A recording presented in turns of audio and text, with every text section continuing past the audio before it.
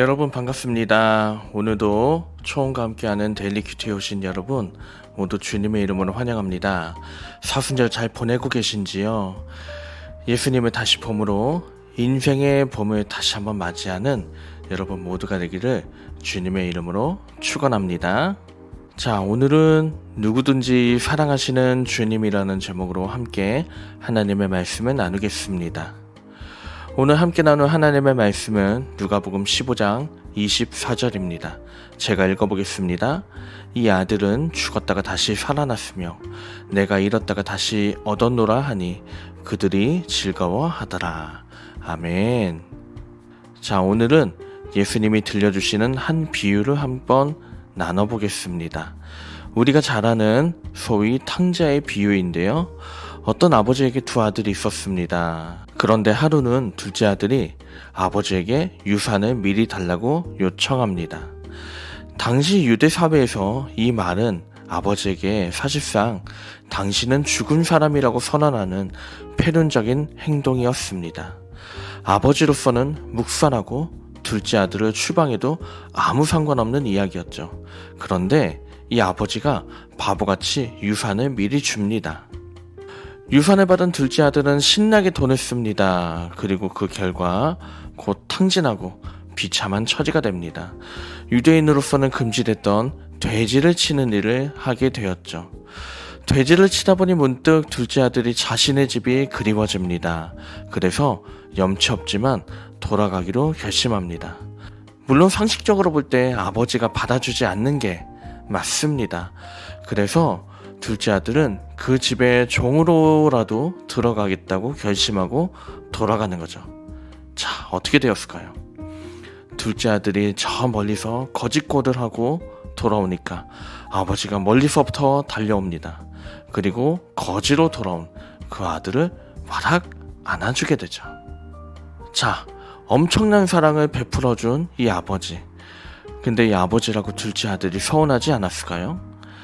그동안 키워준 것을 생각하면 이 둘째가 했던 요청은 아버지의 가슴에 대못을 받는 요청이었습니다. 이 아버지에게는 어마어마한 상처가 남았죠.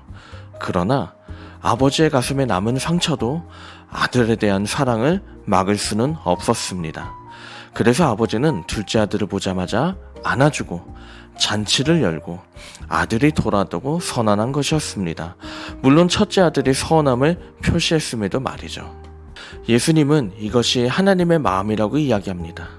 그리고 하나님의 마음을 품은 예수 그리스도의 마음도 이렇다라고 말씀하시죠.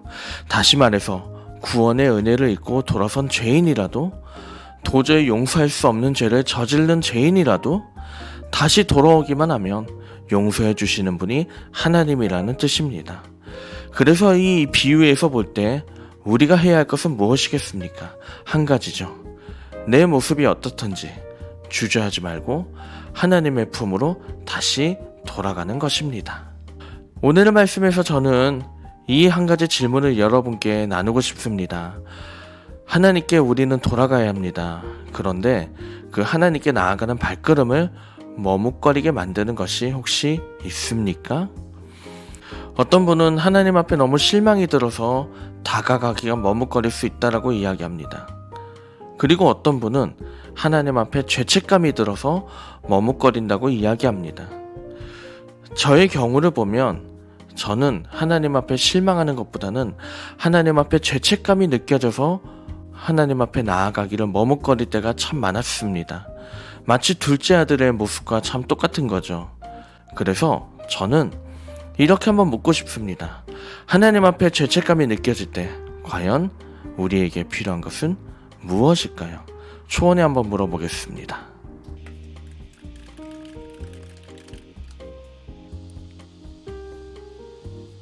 자, 초원이 추천한 말씀 한번 보겠습니다. 시편 32편 5절 말씀입니다.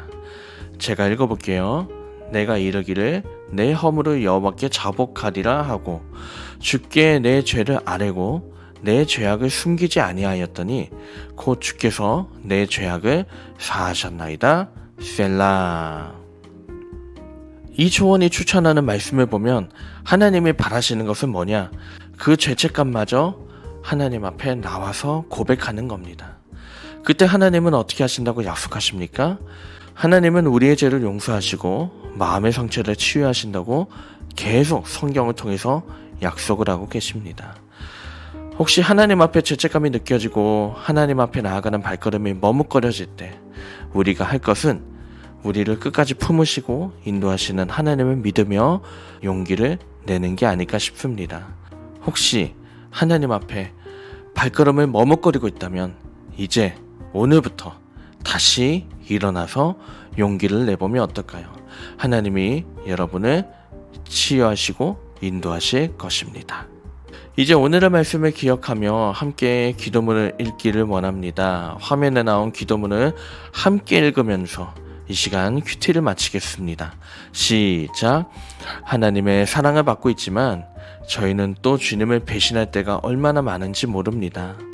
염치 없고 부족합니다. 하지만 오라고 부르시는 하나님의 음성을 믿고 다시 일어나 걷기를 원합니다. 그 사랑을 의지하며 주님께 나아갈 때 성령으로 저희를 인도하셔서 주님의 품 안에서 평안하도록 인도하옵소서. 예수님의 이름으로 기도합니다. 아멘.